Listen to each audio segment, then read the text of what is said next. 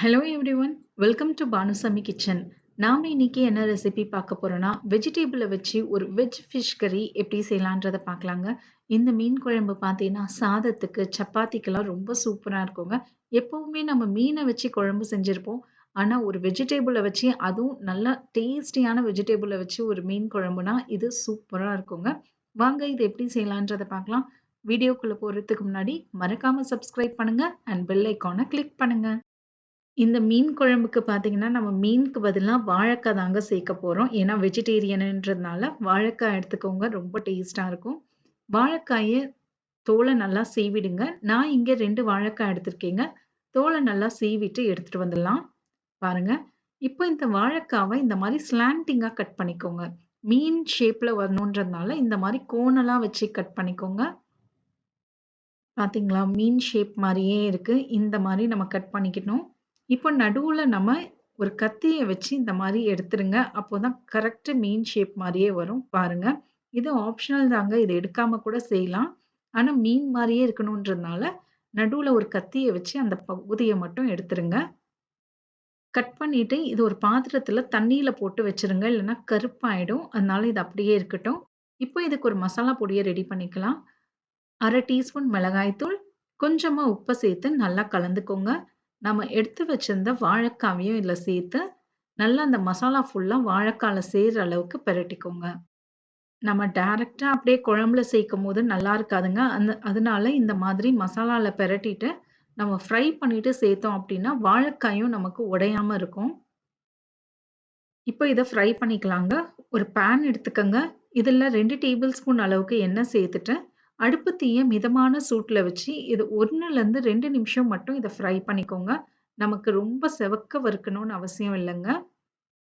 மிதமான சூட்ல 2 நிமிஷம் மட்டும் இத ஃப்ரை பண்ணி எடுத்துக்கலாம். லைட் கோல்டன் கலர்ல வரும்போது இத நம்ம எடுத்துடலாங்க. பாருங்க, இப்ப நல்லா கலர் சேஞ்ச் ஆயிடுச்சு. இப்ப இது எல்லாத்தையும் நம்ம எடுத்து வச்சிடலாம். மீதம் இருக்கிற வாழைக்காவையும் இதே மாதிரி ஃப்ரை பண்ணி எடுத்து வச்சுக்கோங்க. இப்ப நம்ம குழம்பு செய்ய ஸ்டார்ட் பண்ணலாம். ஒரு கடாய் எடுத்துக்கோங்க. இதுல 2லேருந்து 3 டேபிள் ஸ்பூன் அளவுக்கு எண்ணெய். எண்ணெய் நல்லா சூடான பிறகு 1/2 டீஸ்பூன் கடுகு. கடுகு நல்லா பொரிஞ்சதுக்கு அப்புறம் 1/2 டீஸ்பூன் சீரகம். 7 பல் அளவுக்கு பூண்ட சின்ன சின்னதா நறுக்கி சேர்த்துக்கோங்க. இது கூடவே கொஞ்சமா கருவேப்பிலை, 2 காஞ்ச மிளகாய சேர்த்துட்டு, அடுப்பு தீய மிதமான சூட்ல வச்சு இத நல்லா ஃப்ரை பண்ணிக்கோங்க. இதுல 2 மீடியம் சைஸ் வெங்காயத்த நல்லா பொடிசா நறுக்கி சேர்த்துக்கோங்க. இதுக்கு தேவையான அளவுக்கு உப்பையும் சேர்த்துட்டு, வெங்காயம் வந்து நல்லா செவந்து வர அளவுக்கு நம்ம ஃப்ரை பண்ணிக்கணுங்க. ஒரு 1லேருந்து 2 நிமிஷம் நல்லா இந்த மாரி வதக்கிக்கோங்க. பாருங்க, நல்லா வதக்கியாச்சு. இந்த கலர்ல இருக்கணுங்க வெங்காயம்.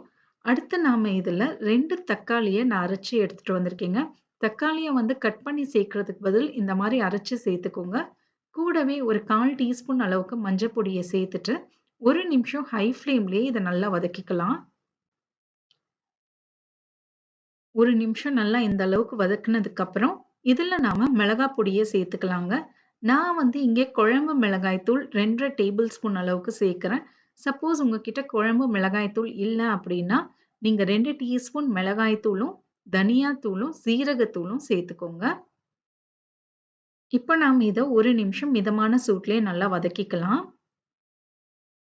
பாருங்க, இந்த அளவுக்கு நல்லா வதக்குனதுக்கு அப்புறம், இதுல ஒரு 1/2 கப் அளவுக்கு தண்ணீ சேர்த்துக்கோங்க. தண்ணீய சேர்த்து நல்லா கலந்து விட்டுருங்க. இப்போ மூடிய போட்டு ஒரு 1 நிமிஷம் மட்டும் இத லோ ஃப்ளேம்ல வச்சுருங்க. அதோடைய எண்ணெய் வந்து அழகா மிதந்து வரும். 1 நிமிஷம் மட்டும் இது லோ ஃப்ளேம்ல இருக்கட்டும். 1 நிமிஷத்துக்கு அப்புறம் ஓப்பன் பண்ணி பார்ப்போம்ங்க. பாருங்க, எண்ணெய் அழகா மிதந்து வந்திருக்கு. இதுல ஒரு பெரிய எலுமிச்சை அளவுக்கு புளிய கரைச்சு எடுத்துட்டு வந்துருங்க.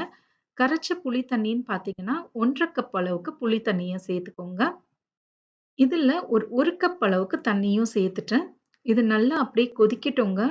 தேவையான அளவுக்கு உப்பையும் சேர்த்துட்டு இத நல்லா கொதிக்க விட்டுருங்க. ஒரு 1 நிமிஷம் இது நல்லா கொதி வரட்டும்.